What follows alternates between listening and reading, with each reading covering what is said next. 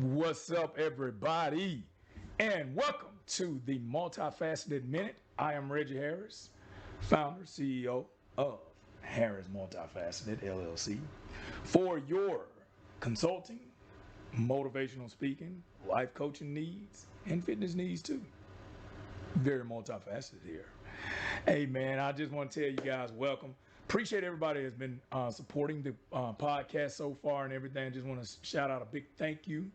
And thank you guys for, tuning in, whether it's through YouTube or whether it's through Apple Podcasts or on Spotify. Just give a big shout out to you there. And the feedback that I've received, I'm very, very grateful for that. And keep on tuning in. And hopefully you guys can have a good time and continue to grow and definitely love the content and share it with your friends, share it with people that you know. Today, we're going to go ahead on and get started here, just run this thing on through. We're going to start with a motivational moment. And part of the motivational moment is going to be a little bit different today because we're going to talk a little bit about ego. But before I get into the ego aspect, I want you guys to listen to an interview from one of my favorite podcasts called The Pivot with Channing Crowder, Ryan Clark, and Fred Taylor. I don't know why my brain just went blank just then, but it's the ADHD. You know, if you ever suffer from ADHD like I do, the words in your brain run faster than what can actually come out of the mouth. It's already to the next statement, and you haven't even said what was like 2 seconds ago. So I'm going to do a clip in which they had an interview with Kevin Hart, and Kevin Hart was talking about why successful groups of people fail. And it all boils down to ego. It really, really do. And we're going to just kind of take a look at that. And then from there, I'm going to put in my piece on the motivational moment. So from there, we're going to go into that. And then after that, the rest of our topic is going to be somewhat related to that. So let's listen. And you're going to see my facial expressions as he talk. We're very self-destructive when we get to the places where that financial revenue changes. What you get? Oh, I should be getting how much it's very right. And that's a problem. So if you don't personally try to break that chain from the top by leading with the position of we are all going to be good because we want to make sure that we hold each other accountable, we take care of our own, but more importantly, we grow.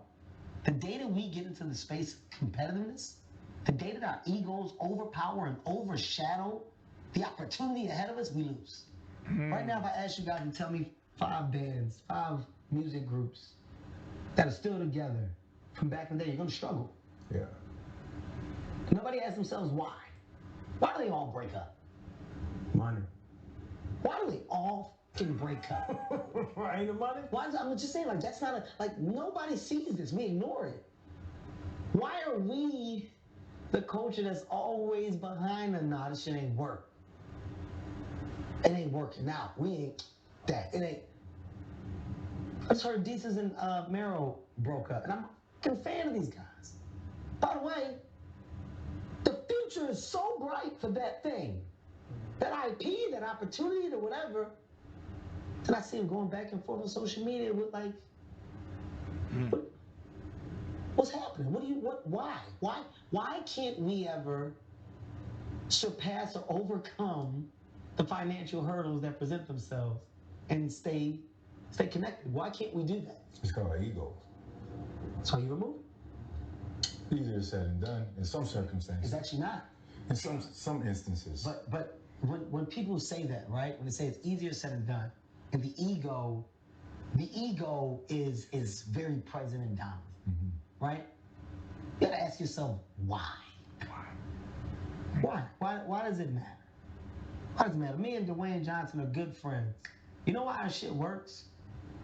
TJ, I don't give a fuck about titles. I don't give a fuck about number 1 or number 2. TJ, I don't care what that thing is. Dude, I love working with you.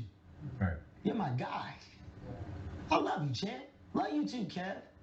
You want to do this thing? Let's make it work. Kev, my company's producing it. Dope. I hope you guys knock it out the park. Let me see the materials. If I can help, I can. DJ, I got something that's coming from my company. Hey, do you want me to include you? Do you guys want to co-produce? How do you want to do it? We'll work it out. We'll figure it out. Oh, can you sit down with me, man? I got a show. I want to talk to you. Yeah. Hey, man, I got this thing, guys, I'm doing. Chris, me and you should go. What do you think about doing New York together? Fuck it, we can co-headline it. Let's split the shit down the middle. I don't care. Okay, Cav, yeah, let's do it. You think Dave will come on one of the shows? Let's ask him. Dave, what you want to do? Oh my God, guys, it's great. There's no egos. With real success and real fucking moves, the real ones, the real ones, there's no egos. Because collabs are collabs that don't question where I stand and what I am. Woo! There's nothing about the next person that's going to affect and rock my world. Woo! I know I'm Kevin Hart. I don't need you to invalidate. Woo! I don't need that. I have no ego. Yeah. None. I got a fucking tequila. I'm not competing with Dwayne. Yeah. It's not me versus him. You bring his bottle out here, I'll be the first to hold it up. I'll be the first to support my guy while I have mine. Because there is no ego. People don't understand that there's so much room for us all. But there's this warped view that there isn't. There's this warped view that there can only be one. Guys, this is so good right here.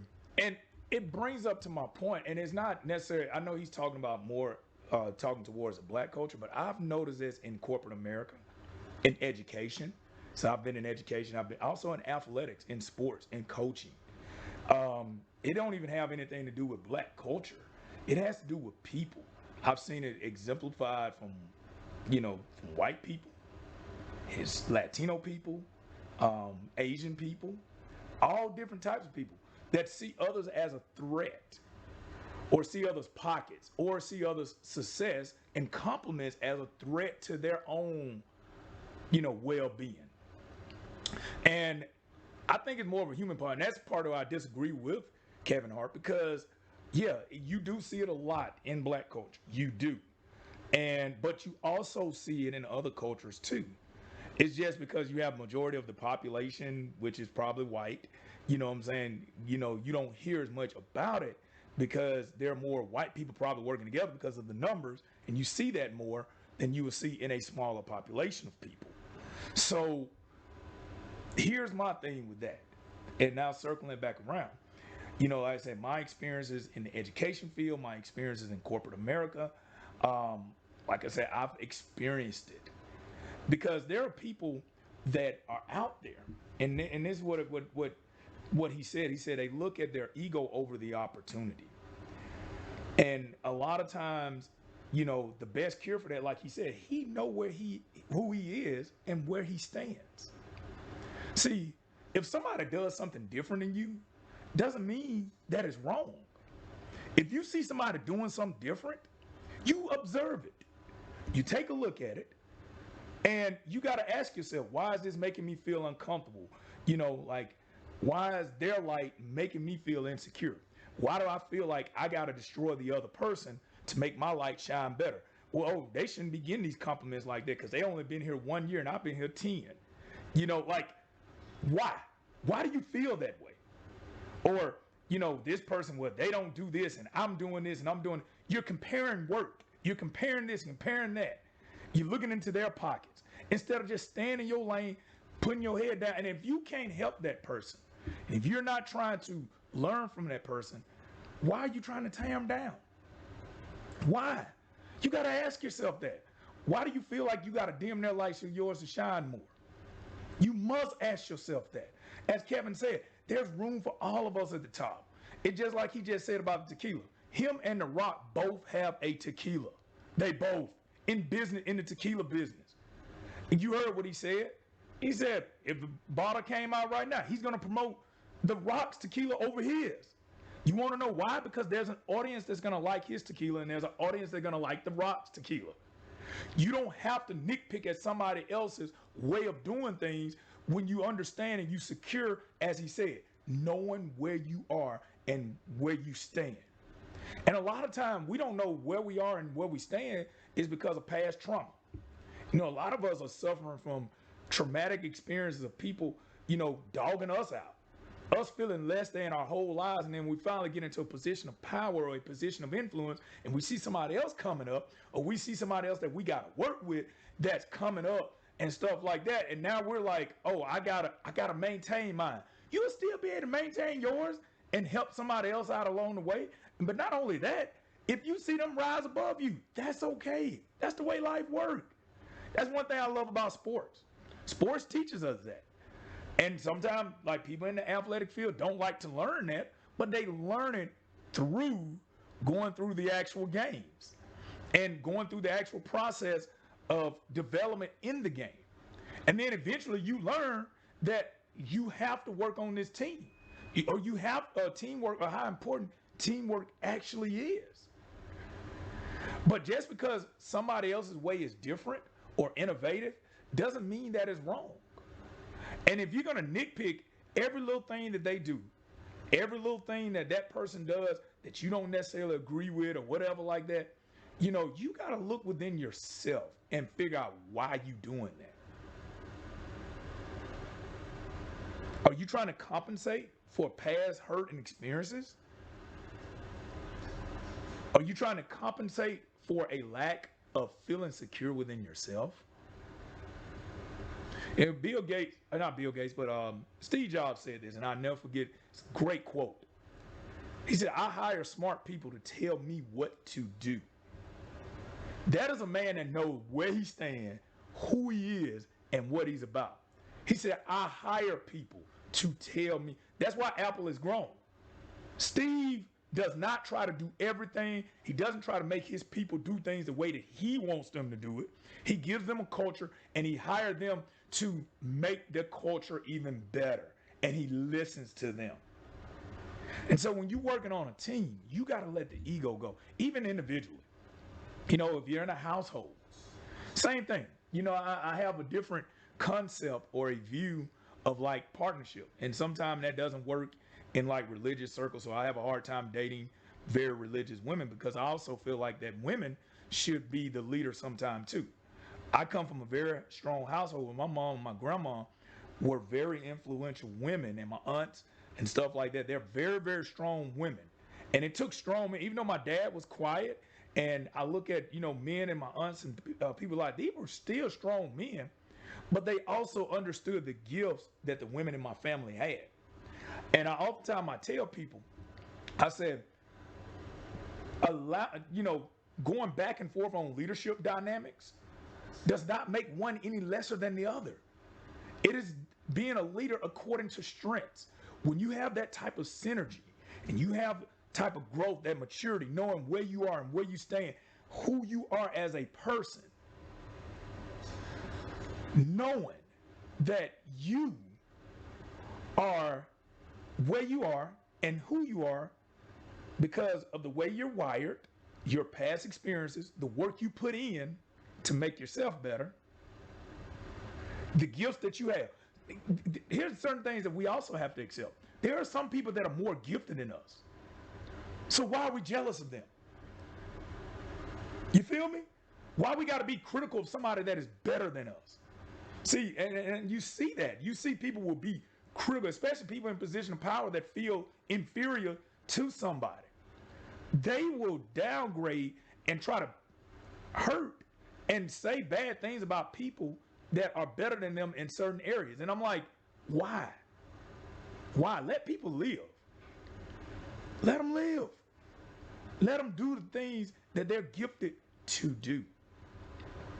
And like I said, y'all need to check out that podcast and that whole entire interview. But, you know, you even talked about like him and Chris Rock. They were co-headliners on a thing. And he talked about how they just talked about it and said, hey, man, let's get it together. And then they invited Dave Chappelle. And, man, it turned out to be huge. And here's the thing, you're stronger together if you're not looking in each other's pocket and looking at see who getting the most pats on the back and all of that type of stuff and everything like that. Because anytime you gotta make somebody feel less deserving of something that they're getting, it's gonna eventually affect you. Because you're gonna be paranoid too. See, as soon as you get in position of power, you're gonna think, well, somebody's after me, you're gonna create haters. Because you know why? Because you've been hating on people. You've been trying to pull people back. You've been trying to do things to people. Therefore, it's going to make you miserable, and it's going to make everything that you do, you're going to always question whether somebody questioning it all the time. Because that's what you've been doing. The reaping and sowing principle, the karma principle, the return on energy principle. That's what I call it. I like to call it the return on energy principle. So you get that stuff back. Moving on, that was that little motivational moment right there. Health and wealth, man. I want to talk about yoga, man. I always tell people, health is wealth. I go back and look. I've been doing yoga for about 10 years now, and it is phenomenal. A lot of people have a bad misconception about yoga. But what yoga is being able to yoke all the parts of yourself and to center yourself with whatever you want to center it with. Y'all see I'm doing my hand like this. In yoga, there's the right side, which is known as the masculine side, the left side, which is known as the feminine side. You bring those together and you yoke all parts and all pieces of yourself as one. I didn't discover who I was as a person until I learned how to meditate through yoga, to look inside of the inner depths of myself. Not only the physical aspect of the poses and all of that, being able to breathe through pain, being able to breathe and relax in pressure situations. I have ADHD to think of that too. Like whenever there's high pressure situations and different things like that, my brain slows down. I can make the best decisions that I usually can make under pressure. And same thing, but I bring in those yogic principles. I used to love when I played sports. Whenever there's crunch time, my brain slowed down. When I was a coach, play calling, I love play calling in close games because I am so hyper focused. I love the competition where, okay, this is the move here. I got to make this move. And so part of that had to do with ADHD, but now as I've gotten older and I've learned how to even channel that even more, being able to yoke all the parts of myself into a centralized location in which the brain is embracing every part and then creating and manifesting the energy that I want for that situation is a beautiful dynamic. I suggest, if you get into yoga, learn the yogic principles of yoga. Make sure y'all understand the word bandhas. You know what I'm saying? So bandhas. I'm sorry, not barn, but bandhas.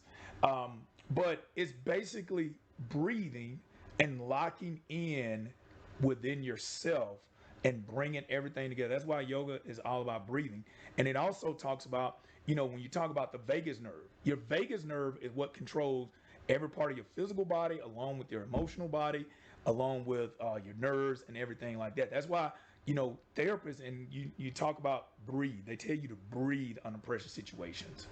And breathing is so important, and it teaches you how to connect that meditative aspect, connecting the physical, the mental, the emotional, the spiritual, and bringing it all into one, all facets of yourself. The yin and the yang. When you look at the yin, it has some yang in it. You look at the yang, it has some yin in it. And it makes this beautiful circle, this dynamic in which the way I feel about femininity and masculinity. And so when you look at both of those as a male, a person that has male characteristics, masculine characteristics, you're going to have feminine characteristics. Same thing with females. Sometimes they weigh more than others based upon hormones, experiences, and different stuff like that, and all of those different types of things, and how, genetically you're wired in your DNA. But that masculine and femininity, they all work together. And until you're able to embrace both inside of yourself, you can't embrace that into society. So I want to challenge you guys. Y'all understood what I talked about with yoga. I talked about the more mental aspect, being at one with yourself. And that goes back to what we talked about, knowing where you stand, who you are, what you are, and taking care of yourself. This right here, your mentals, your emotions, and your physical. Understanding all of those things helps with the spiritual. You can't be spiritually inclined and everything else is out of whack. And it's the same thing with the rest of them. They all have to be moving in a similar pace. It's like a person, okay, give you an example. If you're over on one, you're just, it will cause you to be imbalanced. So like you look at a person, let's look at emotions. If you got a person that got too much emotions, they're not good for anything. They're just because everything is about emotion. They can't move with strategy. Then you have a person that doesn't have emotion at all, they lack empathy. Same thing spiritually. You got a person that's so spiritually minded that they're no heavenly good, no earthly good, because they're always thinking about, everything's spiritual. Like you're no earthly good. You can't live.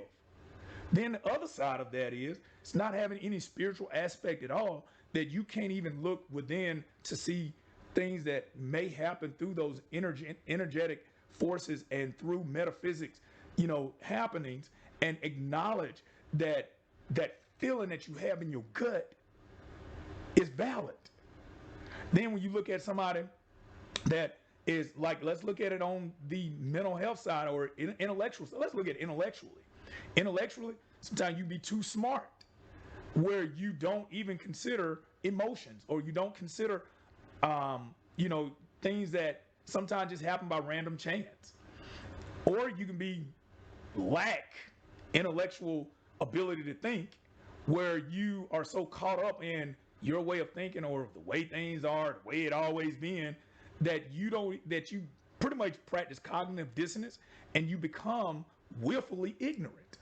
So you have to find a balance of all of them in which they move synergetically together. And that's why I say yoga is such a great practice in order to do that. It challenges you. You may have to evolve from one year to the next. My 10 years doing yoga, me 10 years ago is a completely different Reggie than 10 years right now. My belief system, everything is completely different. And I'm okay with that. Everything that's different about me from 10 years ago to now is perfectly fine. And I'm able to embrace differences in other people. When people change their mind, people grow, stuff like that. It makes it so much easier to do those types of things. So I know majority of our show was on the first two, the motivational moment and the health aspect. But we're going to finish up the rest here. We're going to talk about, let's look at the news aspect. I want to take a look at the news, what's going on. Man, we're having flooding and droughts. Praying for the people, sending love, hugs, and all of those things to people that are suffering from droughts and flooding across the world, man. This is, I know a lot of people don't like talking about climate change, but it's real. The earth has a way of balancing itself out when we as humans destroy it. And it's going to, natural selection, that's science. The earth is going to replenish itself and find balance some way. And sometimes that usually happens through a catastrophe and those different types of things to balance and set itself stable to continue life, to continue, the life that we have here on this earth. So pay attention to those types of things. Make sure we're doing what we can personally to help the environment. Be cognizant of those types of things. Make sure we're doing healthy stuff and all of that. Do want to talk about, and like I said, we're in a political season. Looking at all the ads and looking at all the stuff. I know I brought this up before, but I feel like we need a new party, a moderate party, a party called the Servant of All People Party or something like that. It breaks my heart because you create classism whenever you say whatever side is better than the other side. We become so there's just a lack of caring about another human. You only want your side to be on top. And then when you put out that energy and they come back for you, then you want to play victim. But you're constantly putting out the energy on each other. So, for me, I feel like a public servant should be a unifying force. But the sad part about it is, you, as people, we don't demand when we go to the poll those types of people. We demand the extremists to make us feel better about ourselves. And we ought to be ashamed of ourselves.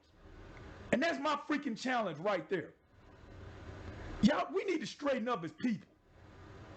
Whether you conservative or ultra liberal, whatever you are, understand we got to all live together. And there's a happy balance. Most of you guys, you got partners that you get along with, and you may not agree with everything they say and do, but I guarantee you compromise to live with them. Same thing with your kids. You don't raise all your kids the same, but you do stuff to get along with them. Why can't we do that with people to create some harmony? Because we already know we do that stuff at our home, we ain't gonna have no harmony. And then yet still you still complaining about, oh, society getting bad, society. Well, you making it bad because you perpetuating what the separation is all about. Instead of you guys looking for officials that say, hey, I want to work between both parties. I want to be a moderate. I want to be the person that bring folks together. No, y'all out here looking for, oh, yeah, I want my values. I want blah, blah, blah, blah, blah, blah, blah. I want this and I want that. But you making it all about you and your country club. That's what it's all about with you. Get it together, people. And monkeypox is real, man. I've seen some videos on that stuff, man. Let's be careful out there. You know, and I think there's going to probably be another resurgence of COVID during the wintertime. Good thing about it now is that it's mutated to a point where it's not causing deaths like it once was. But, you know, let's not joke about these things, man. You know, I can understand. You know, there's humor in everything. But what I'm saying is, like, be precautious. You know, you cannot go out and live reckless and not be precautious. You need to eat the right foods. You need to take care of your body. You need to be doing the things, resting, protecting each other, because we all we got.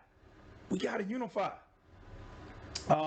Inflation, man, inflation is doing its thing, but it's coming down a little bit, which is good. So hopefully, you know, things begin to balance out. That's the thing about a capitalistic society. It's going to go this, especially as hyper-capitalistic as ours. You know, if you look back over throughout time of our, you know, from the inception of our country, there's been this constant influx going up and down. I mean, it's just simple history of what's going to happen. You just have to live through those things and hope that it's not an extreme depression. Just like there's great influx, there's going to be also a great, you know, fall too. You know, states with abortion bans and voting that. That's something that I feel like, you know, politicians need to be educated on. You now have doctors that are afraid to do procedures that might save a life, may save the person that's gotta have the baby. You know what I'm saying? So it's one of them type of things in which there becomes a balance. And I think, you know, and that brings me back to that part at first. You're voting on things that you really have no knowledge about, or very little knowledge, and you're moving on. This is just my view of the world and how it should be, and da da da da da. Not realizing that this other person is just the exact same way. So if you care that much about people, you'll listen to the people that you have here instead of worrying about people that ain't here. I know some of y'all probably missed that, but rewind it and listen to it again. All right, guys. So before, you know, we shut down, I didn't get into a whole lot of stuff as far as the sports part or anything like that. But closing out, I want to go with a little hot topic right here. Last, final, and least here is let's talk about the people we surround ourselves around. And the people you surround yourself around are going to determine how far you go in life. It's going to determine your happiness. It's going to determine your peace. A lot of time you hear people that even if you're coming out of something, somebody makes you feel uncomfortable because maybe you want to be where they're at, stay around them no matter how uncomfortable it is.